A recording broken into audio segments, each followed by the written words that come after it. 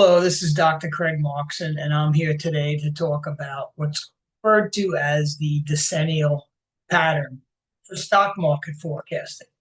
First, take a quick look at my disclaimer, which I will show again at the end of the video.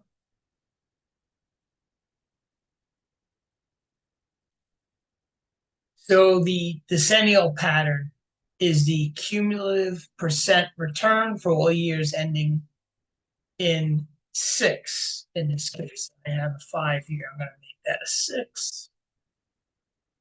So in this case, the pattern was 1956, cumulative percent return, the S&P 500, the 1956, 66, 76, all the way through 2016.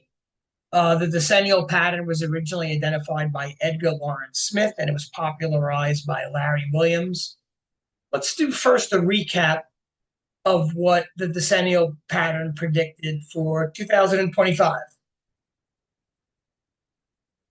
So here's the decennial pattern, all years ending in 5, and this is from 1955 through 2015. Again, this is the average for all these years, and it's the cumulative percent return average for all these years from 1955 through 2015.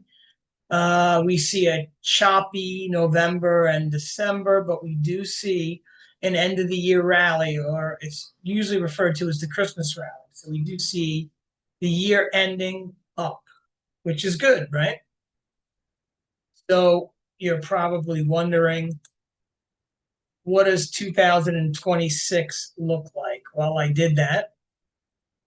And here it is. You'll see the chart on the right. And this is for all years ending in the number 6. So this goes from 1956, the cumulative percent return. Then it averages 1956, 66, 76, 86, 96, 2006, 2016.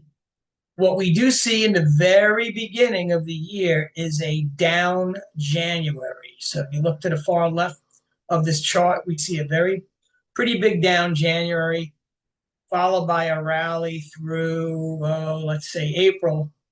But then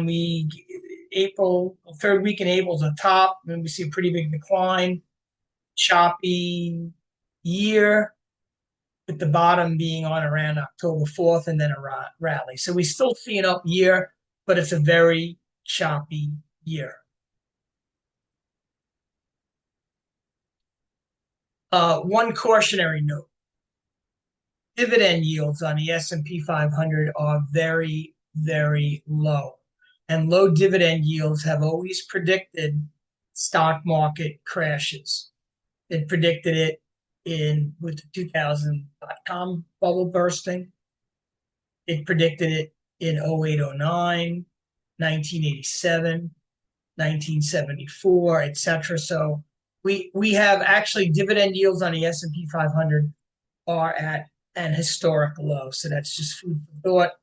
But the decennial pattern for all years ending in 6, it's predicting a choppy year with a down January, but the year will end on a high note.